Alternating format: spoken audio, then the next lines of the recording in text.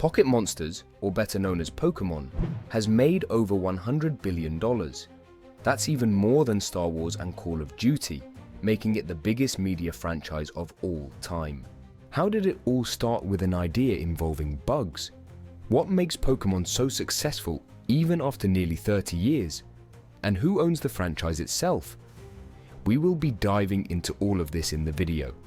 And stay tuned to find out about the hidden Pokémon in the first game that not even Nintendo knew about. Let's start with how it all began. Pokémon wasn't always a global phenomenon. It started as one man's simple idea based on his childhood hobby. The story starts with a man named Satoshi Tajiri who grew up in Japan. As a child, Tajiri loved to catch and collect bugs. This hobby inspired him to create a game where players could collect creatures. That idea became Pokémon.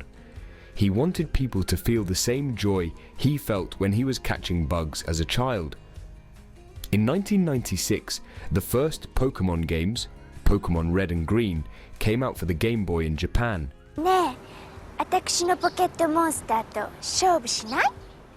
The games let players catch, train, and battle the Pokémon. The game quickly became popular in Japan, and Tajiri's simple idea turned into a hit.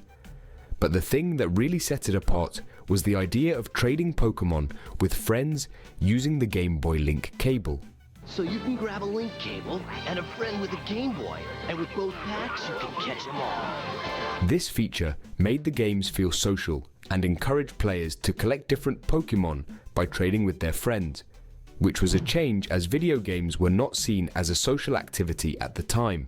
Tajiri's vision of capturing and trading creatures resonated with millions, and the Pokémon franchise exploded, leading to a whole new world of games, TV shows, movies, toys, and more.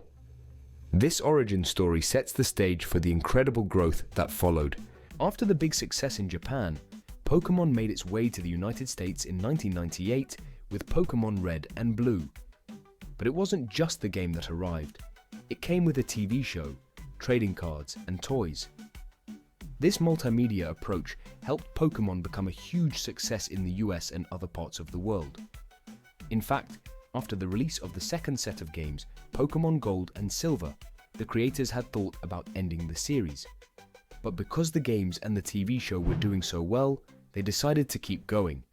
This decision turned out to be the right one, as Pokémon only became more popular.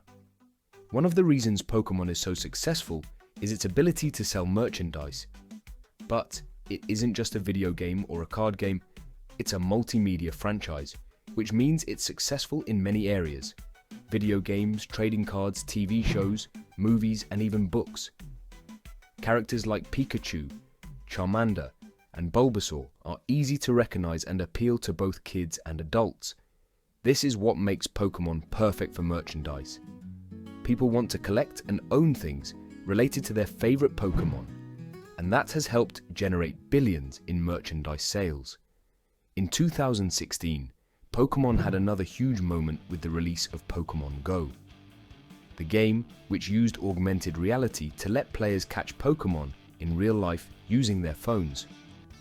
It wasn't just kids playing, it was people who grew up with Pokémon too. Pokémon fans old and new hit the streets, catching Pokémon in parks, cities, and neighborhoods. One reason Pokémon Go was such a hit was nostalgia. Nostalgia is when something reminds you of happy times from the past.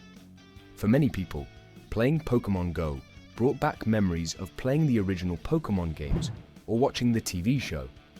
This feeling made them excited to play again. Even though Nintendo didn't make Pokémon Go, the game's success caused Nintendo's stock price to rise by 25%. The public's association of Pokémon with Nintendo led to this increase, showing how powerful the brand is. Pokémon cards are another big part of the franchise. The Pokémon trading card game, or TCG, first came out in the 1990s, and it was an instant hit. Kids loved collecting the cards, trading them, and using them to battle. Some cards became really valuable over time, especially rare ones like the holographic Charizard card. In 2020, Pokémon cards became super popular again. partly because influencers like Logan Paul started showing off their collections online and opening ultra-rare booster packs on livestream. This led to a buying frenzy, with some cards selling for hundreds of thousands of dollars. For example, a first edition Charizard sold for over $300,000. The renewed interest in Pokémon cards showed how valuable the cards remain, with both kids and collectors eager to get their hands on rare cards. Now, let's break down the numbers behind Pokémon's incredible success. Pokémon is the highest grossing media franchise of all time, with over $100 billion in total revenue. But how is that money divided among its different ventures? First, the video games. Since Pokémon Red and Blue launched in 1996, they have generated about $27 billion. These games are consistently among the top sellers globally, and new titles keep fans engaged. Next, the Pokémon trading card game has become a major player, bringing in over $10 billion. Its popularity among players and collectors has surged, especially in recent years. Then there's the anime and movies.